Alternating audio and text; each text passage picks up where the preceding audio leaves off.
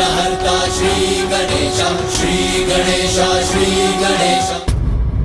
गणेश जी, ये तो अपने प्रत्येक कार्य का आरंभ आपके नाम के स्मरण के साथ कर रहा है और असुर गुरु का सम्मान करना भी नहीं भूला ये।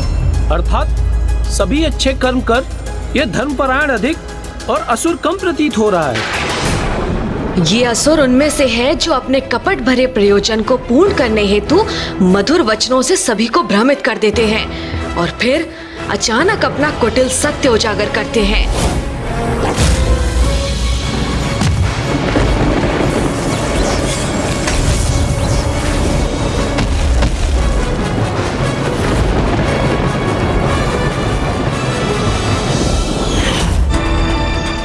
भंडासुर तो निरंतर अपने सामर्थ्य में वृद्धि कर असुरों के अधिपति का स्थान ग्रहण करने जा रहा है। हे असुर गुरु शुक्राचार्य जी, मेरे राज्याभिषेक हेतु यहाँ पधारने की कृपा कीजिए। हे असुर गुरु शुक्राचार्य जी, मेरे राज्याभिषेक हेतु यहाँ पधारने की कृपा कीजिए।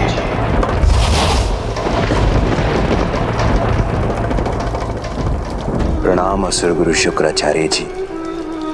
मेरा आपसे विनम्र निवेदन है कि आप स्वयं अपने हाथों से मेरा राज तिलक कीजिए। गुरु का सम्मान कर तुमने मुझे प्रसन्न कर दिया भंडासुर, परंतु स्मरण रहे जिस दिवस भी मेरे प्रति तुम्हारा सम्मान क्षीण हुआ, उस दिवस तुम मेरे आशीष से भी वंचित हो जाओगे। ऐसा कोई दिवस कभी नहीं आएगा गुरुवर।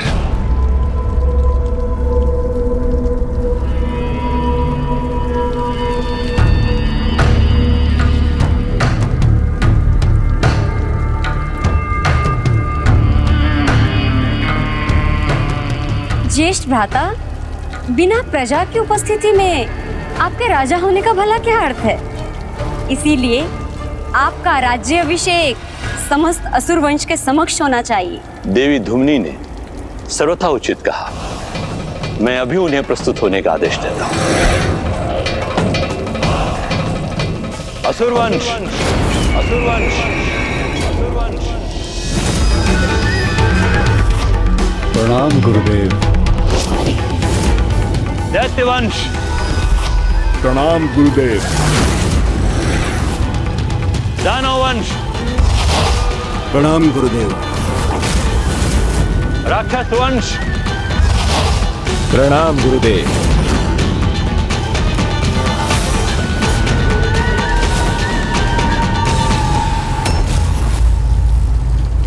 हमें असुर गुरु ने यहाँ क्यों बुलाया है?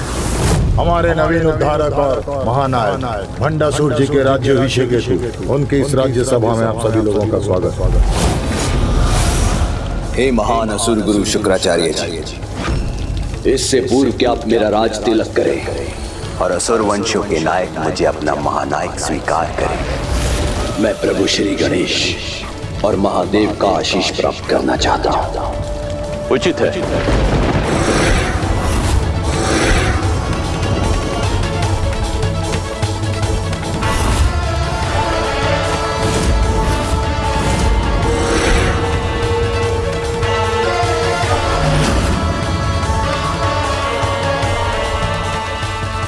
ये हमारे महानायक होने के योग्य नहीं। भक्ति नहीं, शक्ति हमारा सामर्थ्य है। और शक्ति का परिचय कहाँ दिया इसने अभी तक? हम इसे असुर राज के रूप में स्वीकार नहीं कर सकते। हे प्राणदाता, विघ्नहर्ता श्री गणेश जी, अपने इस भक्त, अपने इस मित्र पर ऐसे ही कृपा दृष्टि बनाई रखिएगा।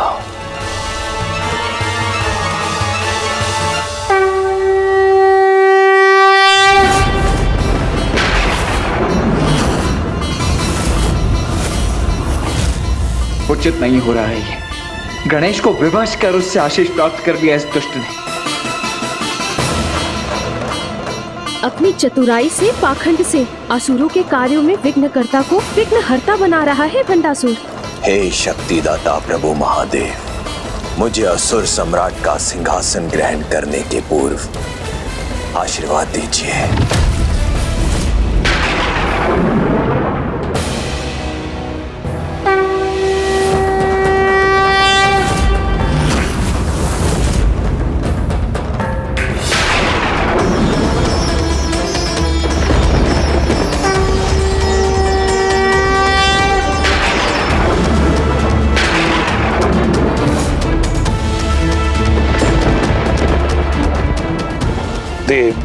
दानव चाहे साधारण मनुष्य ही क्यों ना, जो भी प्रभु को प्रणाम करेगा, प्रभु उसे आशीष देने से कैसे अस्वीकार कर सकते हैं।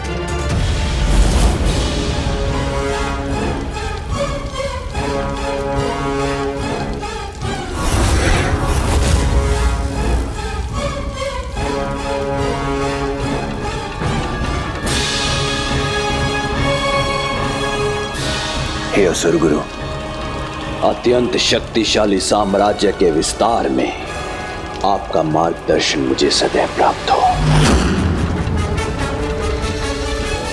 असुर राज भंडासुर जी की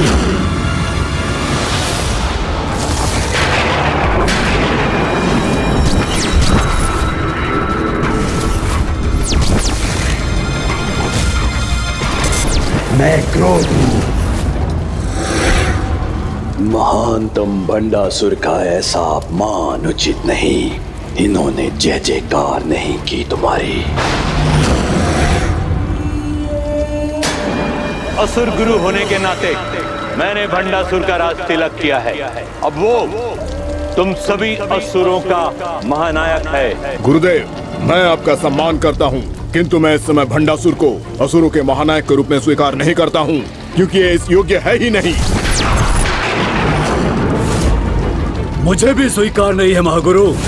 मैं भी स्वीकार नहीं कर सकता। हाँ, मैं भी इसे स्वीकार नहीं कर सकता। मैं भी स्वीकार नहीं करूंगा।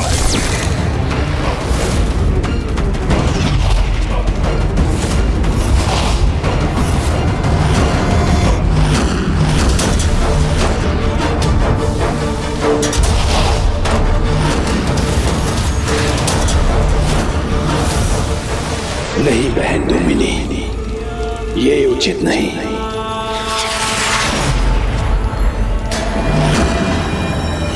अतिथि है ये हमारे, और इनकी मूर्खता के लिए इन पर प्रहार करना शोभा नहीं देता। तुम्हें हमारा महानायक स्वीकार नहीं करना हमारी मूर्खता नहीं, बुद्धिमता है। इससे पूर्व कि आप मुझे अपने महानायक के रूप में स्वीकार करें, महत्वपूर्ण तो ये है कि मैं आपको अपनी प्रजा के रूप में स्वीकार करता हूं अथवा नहीं, क्योंकि मेरी प्रजा वही बनेंगे जो मेरे आराध्य विघ्नहर्ता श्री गणेश जी के चरणों में पुष्प अर्पित करेंगे और मेरे प्रभु महादेव को श्रद्धा पूर्वक प्रणाम करेंगे। इनका सम्मान मेरा सम्मान होगा।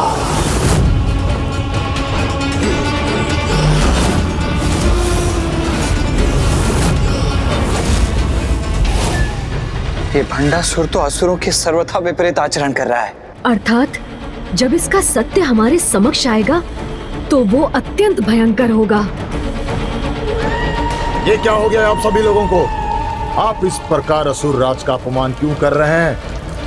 उठाइए पुष्प और उनके आदेशानुसार उन्हें समर्पित कीजिए और स्मरण रहे, असुर राज आपके महानायक है। नायक? किंतु क्यों? पुनः एक महानायक की क्या आवश्यकता है हमें? और वो भी ऐसा जो देवताओं की भक्ति में लीन हो। प्रथम पूज्य देव गणेश जी जिसके आराध्य हो और जिसकी सभा में महादेव भी प्रतिष्ठित हो, उसे वो अपना महानायक क्यों माने?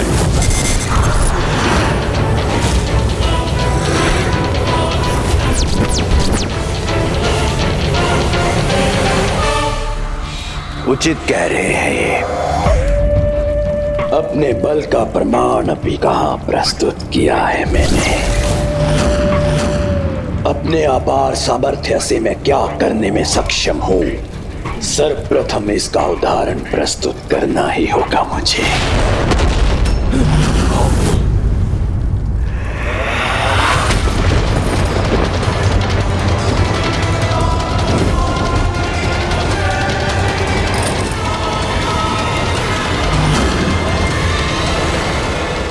देवराज इंद्र को बंदी बना लिया इसने।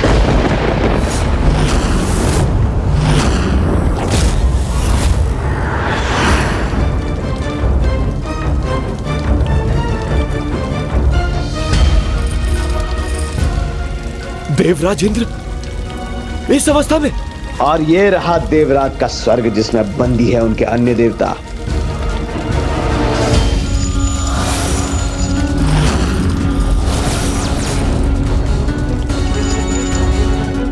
ज्ञात था मुझे, ये अवश्य कोई दुष्टता भरी योजना बना रहा था। किंतु ये कब और कैसे हुआ?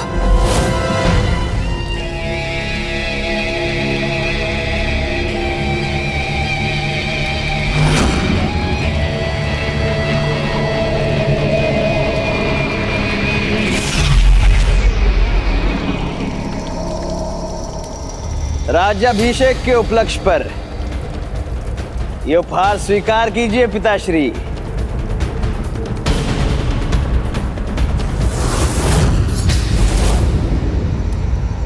और यदि स्वर्ग और देवता संकट में थे तो उन्होंने मुझे पुकारा क्यों नहीं? बिना मुझे ज्ञात हुए ही ऐसा कैसे संभव हुआ? भ्राता, हमें कुछ भी करने की आवश्यकता नहीं पड़ी। आपके पुत्र इंद्रशत्रु ने अकेले ही देवराज इंद्र और उनके देवताओं को बंदी बनाने में सफलता प्राप्त की।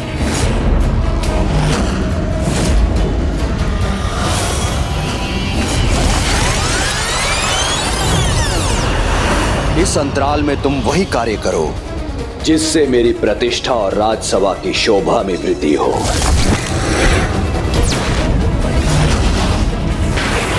ये भंडासुर ने अपने भ्राता और पुत्रों को कहां भेज दिया? ये कैसी विपत्ति का संकेत है? ये कैसा प्रचंड वायु प्रवाह है?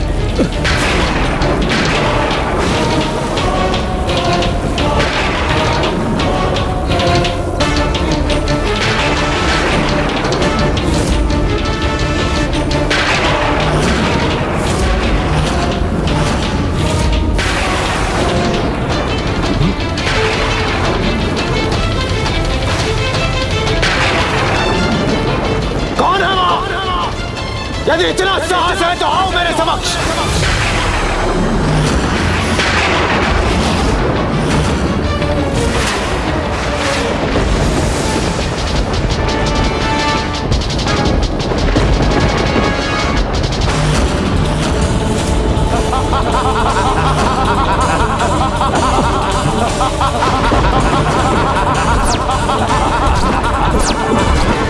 क्या हुआ इंद्रदेव? भयभीत हो गए क्या? स्वर्गलोक को समस्त दिशाओं से घेरने की तुम्हारी सुदंडता का दंड देवराज इंद्र तुम्हें अवश्य देगा। तैयार हो जाओ।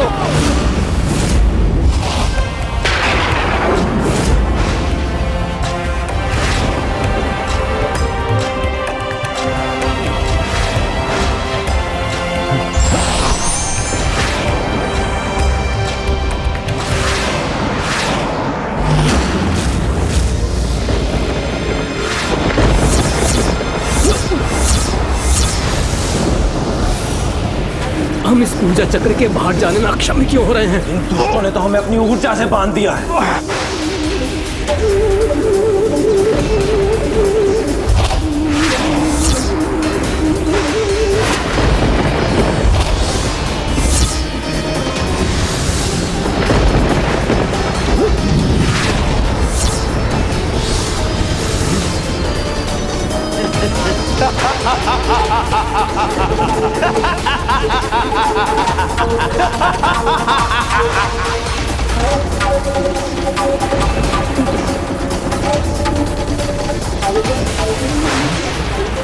स्वर्ग और सभी देवताओं का आकार घटता कैसे जा रहा है?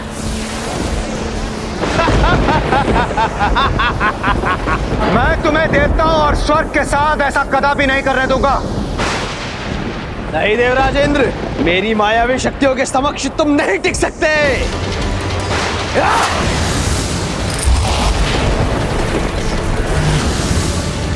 मुझे बंदी बनाकर बहुत बड़ी भूल की है तुमने।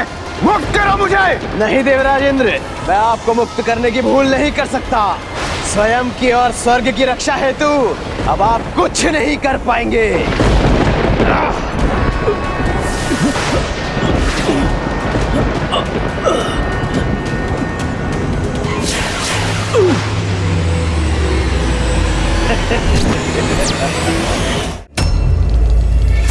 पुत्रेंद्र शत्रु, तुमने अपने नाम को सार्थक कर दिया है।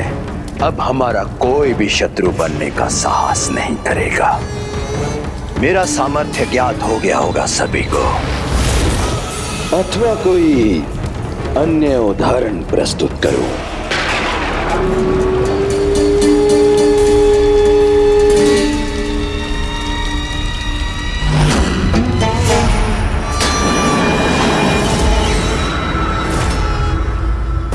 शक्तिशाली ही नहीं, महाकुटिल भी। एक ऐसा असुर जो मेरे प्रभु महादेव के वरदान से पूर्ण रूप से सुरक्षित है, जिसे अब स्वयं महादेव भी नहीं रोक सकते।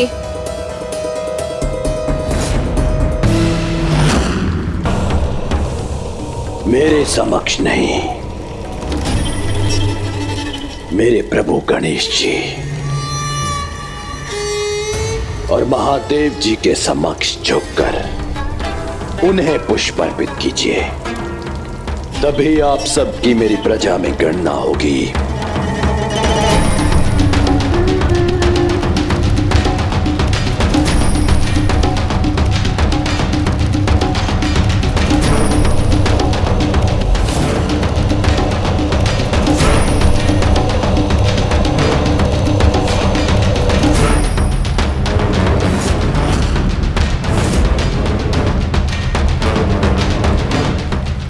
असुर महानायक भंडासुर के, असुर महानायक भंडासुर के, असुर महानायक भंडासुर के, असुर महानायक भंडासुर के, असुर महानायक भंडासुर के, असुर महानायक भंडासुर के, असुर महानायक भंडासुर के, असुर महानायक भंडासुर के, असुर महानायक भंडासुर के, असुर महानायक भंडासुर के। पुत्र इंद्र शत्रु, स्वर्ग और इन असहाय देवताओं का क्या भविष्य निश्चित किया है तुमने? पिताश्री, अभी तक कुछ विचार नहीं किया है मैंने, किंतु अब विचार आ रहा है कि क्यों ना अपनी भूख मिटाने के लिए इन समस्त देवताओं को निगल जाऊं मैं।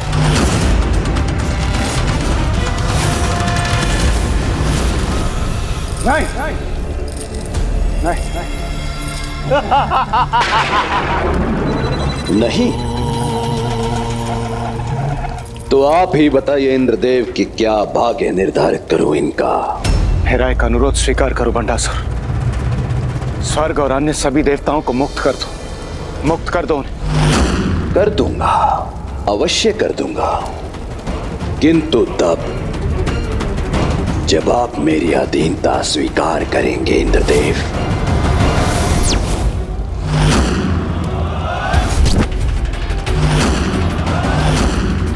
क्योंकि अपनों की रक्षा के लिए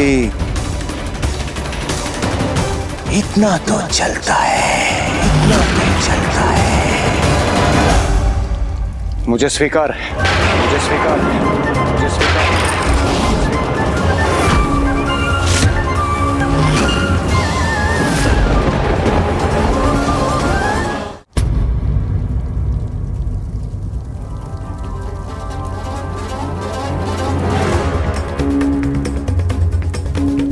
असुर महानायक भंडासुर की जय, असुर महानायक भंडासुर की जय, असुर महानायक भंडासुर की जय।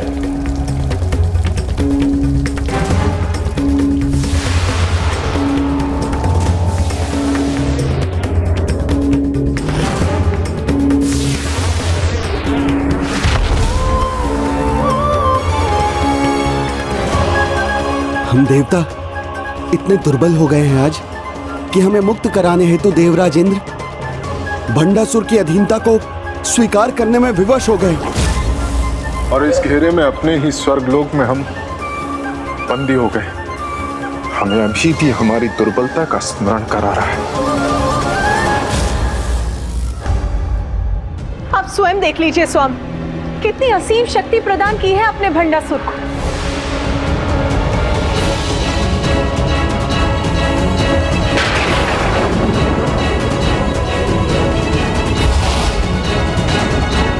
देवी पार्वती, नहीं ब्रह्मदेव, आज आप स्वामी के पक्ष में कुछ नहीं कहेंगे।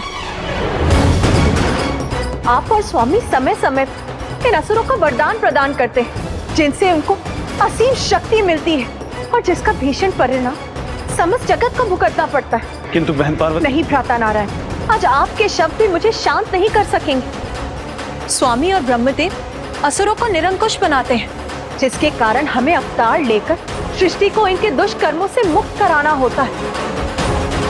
आज इसका उत्तर मुझे भोलेनाथ से ही चाहिए।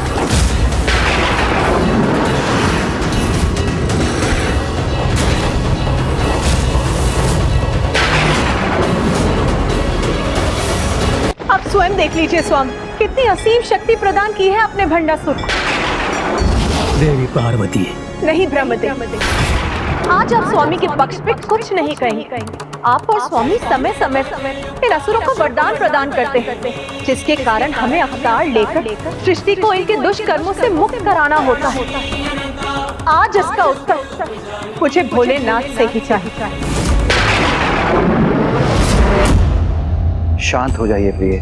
मैंने, ब्रह्मदेव ने, स्वयं आपने भी हमारे ही द्वारा निर्धारित नियमों के अनुसार इस कर्म प्रधान सृष्टि में कभी कभी ऐसे भक्तों को भी उनके कर्म का फल प्रदान किया है, जिन्होंने भविष्य में हमारे ही वरदानों का दुरुपयोग करने का संकेत दिया है। यही भंडासुर के साथ हुआ। पूर्व काल में वही तपस्या करने का सुफल तो उसने प्राप्त कर लिया, किंतु अब उसके भावी कर्म ही उसका आगे का भविष्य निर्धारित करेंगे। क्षमा कीजिए ना, मैं इस सत्य से परिचित हूँ, किंतु भंडासुर की शक्ति में इस अनियंत्रित वृद्धि को देखकर मैं विचलित हो उठी हूँ। माँ, भंडासुर को लेकर यदि कोई दोषी है तो वो मैं ही हूँ, क्योंकि मैंने ही उसे आकार दिया, जीवन दिया। और अब तो मुझे इस बात की चिंता है कि वो अन्य ब्रह्मांडों में भी अपनी सत्ता स्थापित करने जा रहा है। अर्थात वैसा हो रहा है जैसा ज्ञान मूर्ति प्रभु हैग्रीव ने कहा था। ऐसा ही होना था, क्योंकि यही माता पराशक्ति की लीला है। प्रणाम ज्ञान मूर्ति प्रभु हैग्रीव। माता की लीला के अनुसार भंडासुर की शक्ति में वृद्धि होने से उसे कोई नहीं रोक सकता। माता पराशक्ति? किंतु ऐसा तभी होगा जब तक वो स्वयं कोई बड़ी भूल नहीं करता, क्योंकि जिस दिवस स्वयं उससे ऐसा कोई दोषपूर्ण आचरण हुआ तो उसके पतन का आरंभ हो जाएगा।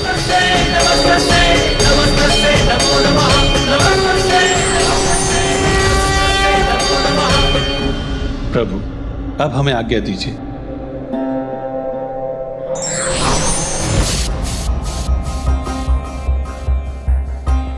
जिस दिवस स्वयं उससे ऐसा कोई दोषपूर्ण आचरण हुआ तो उसके पतन का आरंभ हो जाएगा। निश्चिंत रहो इंद्रदेव, जब तक आप मेरे अधीन हैं आपका स्वर्ग सुरक्षित है। मेरे भ्राताओं और मेरे पुत्रों, केवल एक स्वर्ग और एक इंद्र से मेरे राजसभा की शोभा नहीं बढ़ेगी, इसलिए विश्राम का समय नहीं है। तुम्हें तो सभी स्वर्गों से उनके इंद्रों को मेरे अधीन करना है। और ये स्वर्ग ही क्यों, ये ब्रह्मांड, और ये ब्रह्मांड ही क्यों, अनेकों ब्रह्मांडों में मेरे साम्राज्य का विस्तार करना होगा। मेरे साम्राज्य का विस्तार करना होगा।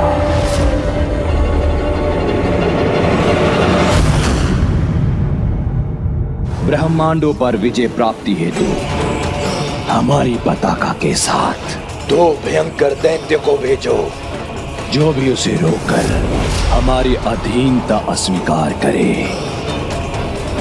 उसे धूल दूसरित कर दो।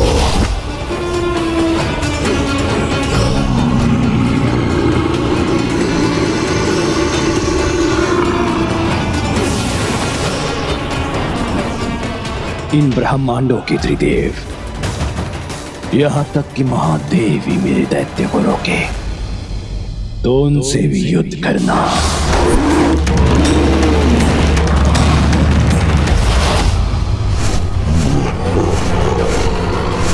सभी ब्रह्मांडों के त्रिदेवों का सम्मान करते हैं हम, किंतु महान असुर महानायक भंडासुर के आदेशानुसार ये घोषणा करते हैं कि कोई हमारे इन दैत्यों को रोकने का दुस्साहस ना करे, अन्यथा हमसे युद्ध करना होगा।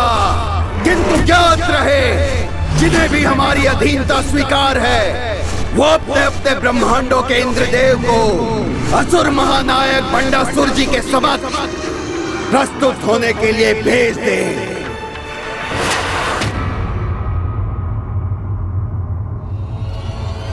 ये क्या, किसी भी ब्रह्मांड के त्रिमूर्ति भंडासुर के दैत्य को रोकने का प्रयास क्यों नहीं कर रहे? सभी ब्रह्मांडों के त्रिदेव हमारे महादेव द्वारा भंडासुर को दिए वरदान का सम्मान कर रहे हैं भैया।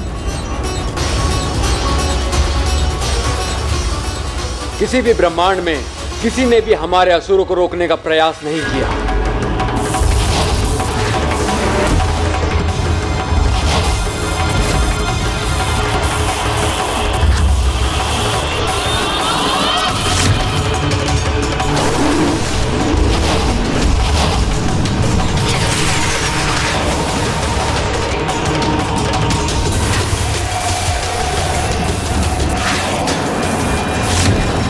किंतु प्रभु, इस प्रकार तो भंडासुर बिना किसी विरोध का सामना किए एक के बाद एक ब्रह्मांड पर अपना आधिपत्य स्थापित करता चला जाएगा। हाँ नंदी जी, भंडासुर की शक्ति में इसी प्रकार निरंतर वृद्धि होगी, क्योंकि अभी उसे रोकने के लिए कुछ नहीं किया जा सकता। किंतु जैसा प्रभु हैग्रीव ने कहा था, मात्र तभी तक जब तक उससे कोई दोषपूर्ण आचरण नहीं होता। असुर महानायक भंडासुर, अब आपको असुर महासभा को संबोधित कर सभी असुरों को उनके महान भविष्य के लिए प्रेरित करना चाहिए।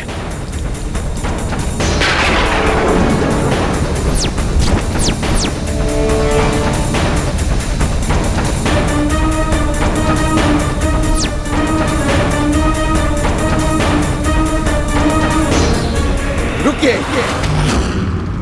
ये पालकी आप नहीं, हमारे विशेष अतिथिगण उठाएंगे।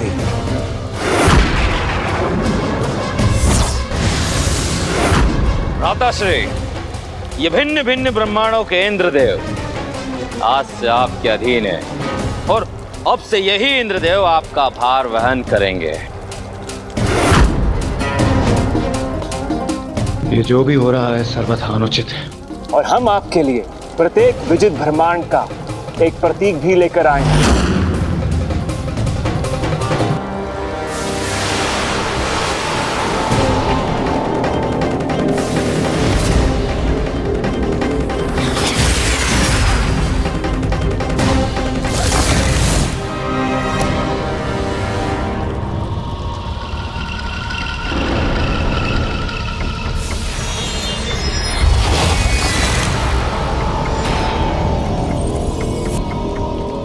अपनी संपूर्ण प्रजा की महासभा को संबोधित करने के पूर्व ये उपहार प्राप्त करना अत्यंत शुभ है।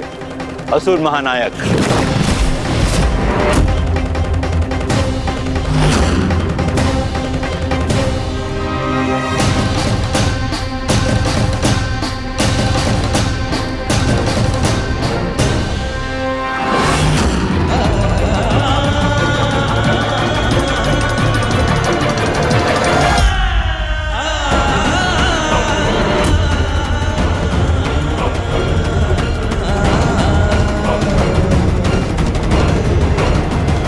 हमारे ब्रह्मांड के इंद्रदेव के साथ अन्य ब्रह्मांडों के देवराज भी ऐसे अपमानित हों, ये मैं सहन नहीं कर सकता।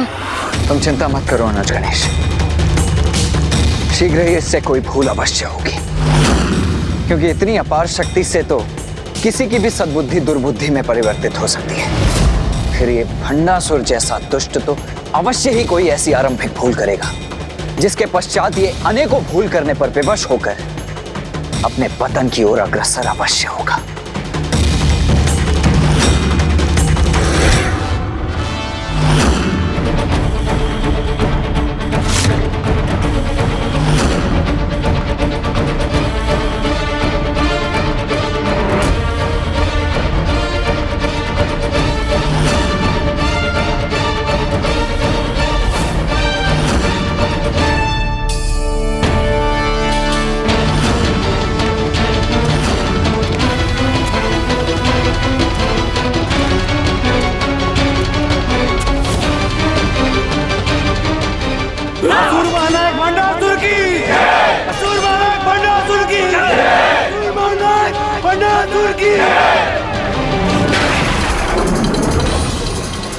मेरे असुरों, दैत्यों, दानवों और राक्षसों, आपके इस नवीन महानायक की सत्ता के साथ हम असुरों की विजय के नवीन युग का आरंभ हो गया है। अब सर्वत्र फहराएगी हमारी विजय पताका। और गर्व की बात तो ये है कि असुरों का प्रभुत्व 10 ब्रह्मांडों में स्थापित हो चुका है।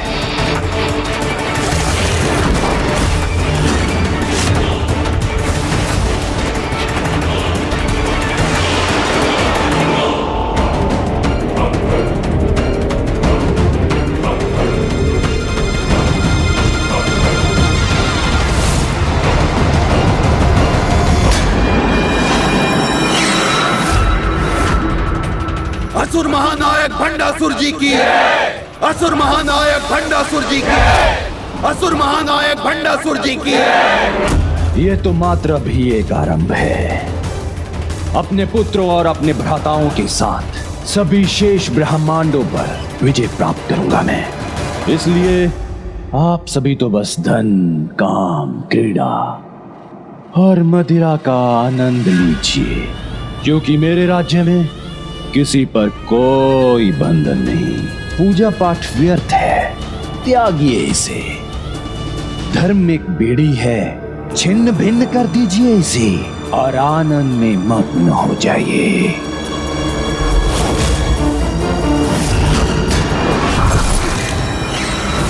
मोह से ही आनंद है। जिस पर भी मोहित हो जाओ, उस पर अपना अधिकार स्थापित करो। लोभ करो और अधिकतम एकत्रित करते जाओ। ईर्ष्या से मिलती है सत्ता। सबसे अधिक तुम्हें ही प्राप्त होना चाहिए। काम रहित सब अधूरा है। जिसके साथ इच्छा हो उसके साथ ही काम का संबंध स्थापित करो। मेरे साम्राज्य में जो इच्छा हो वही करो। सब चलता है।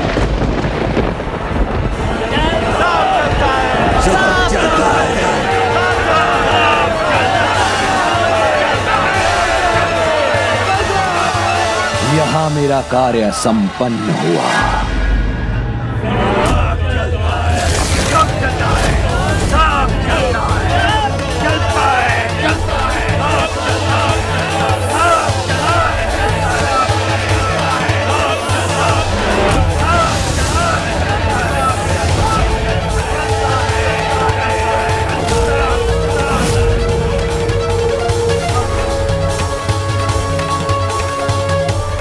क्या यही इस भंडासुर के अंत का आरंभ नहीं?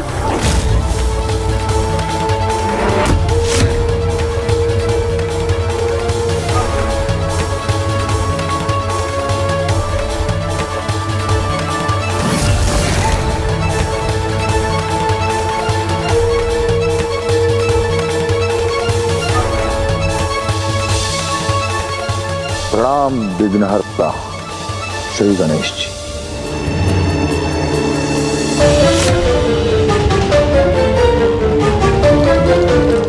बाहर और भीतर के नियम पृथक हैं। यहाँ हमारी इच्छा अनुसार नहीं, जो होगा धर्म अनुसार होगा।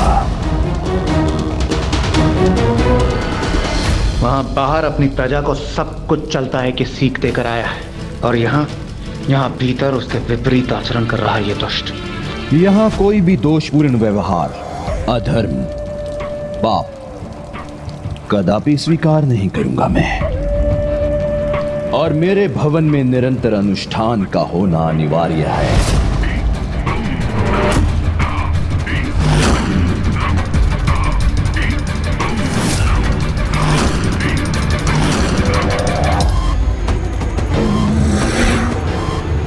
अचंभित हो गए क्या?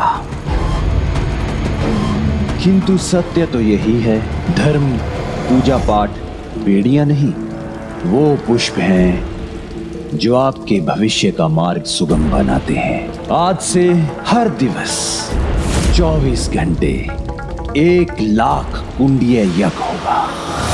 प्रतिदिन शिवलिंग का अभिषेक और गणेश जी की प्रतिमा का पूजन भी अवश्य होगा।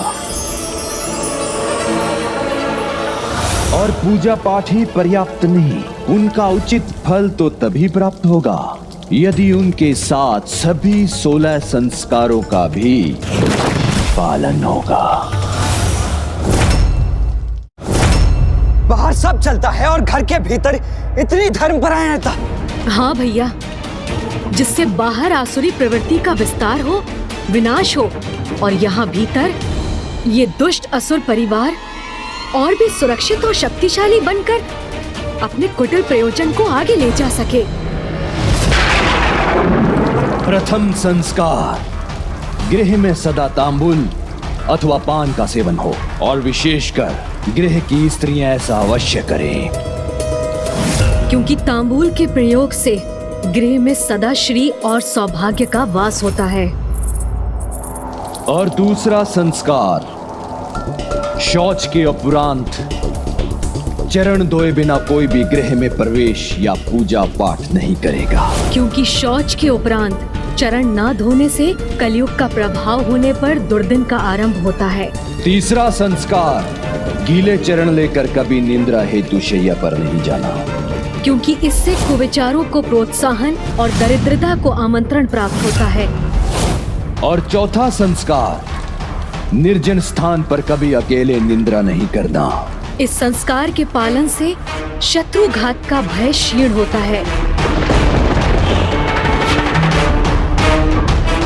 और पांचवा संस्कार, गृह में सेवक, प्रहरी अथवा छात्र को आवश्यकता से अधिक निद्रा लेने की छूट नहीं होगी, क्योंकि प्रहरी और सेवक निद्रा में रत रहेंगे तो गृह की सुरक्षा क्षीण होगी, कार्य पूर्ण नहीं होंगे। और छात्र अधिक समय निद्रा का सेवन करेंगे तो विद्या अर्जित नहीं कर सकेंगे। और छठा संस्कार, पूर्ण रूप से अंधकारमय कक्ष में कभी निद्रा नहीं करना, क्योंकि ऐसा करने से अंधकारी शक्तियां का प्रभाव नहीं होता।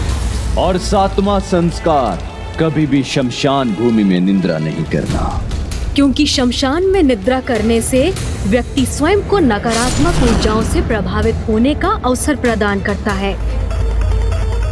आठवां संस्कार, अपनी शैया पर कभी भोजन नहीं करना, क्योंकि ऐसा करने से अस्वस्थता एवं मृत्यु का योग बनता है।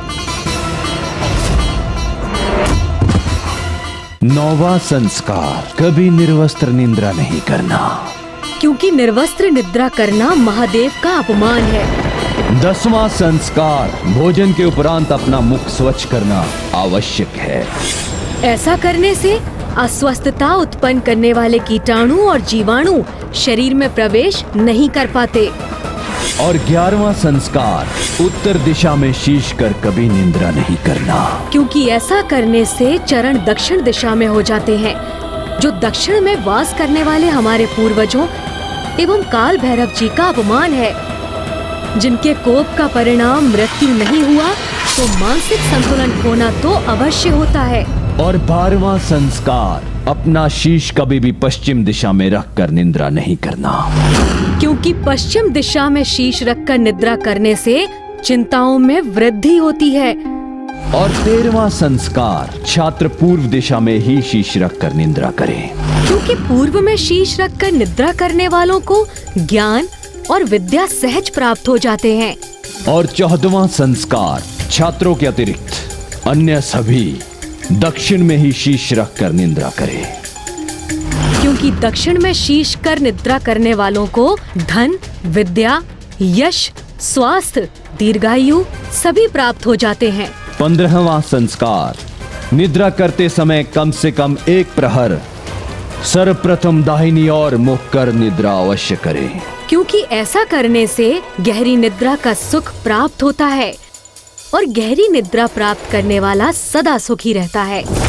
और अब 16वां संस्कार, सभी को ही ब्रह्म मुहूर्त में ही जागृत होना होगा, क्योंकि ब्रह्म मुहूर्त में प्राण वायु का प्रवाह होता है। इसीलिए ब्रह्म मुहूर्त में जागृत होने से व्यक्ति निरोगी और दीर्घायु बनता है। ये सभी 16 संस्कार, यज्ञ और वेद पाठ हमें प्रतिदिन पूर्ण करने होंगे।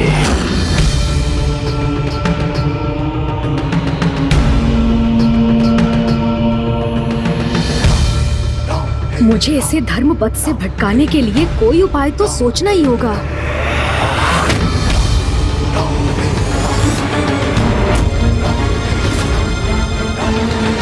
ये आसुरी प्रवृत्ति और साम्राज्य का विस्तार मुझे कदापि स्वीकार नहीं। मैं भंडासुर को एक के बाद एक अनेकों ब्रह्मांडों पर विजय कदापि प्राप्त नहीं करने दूंगा।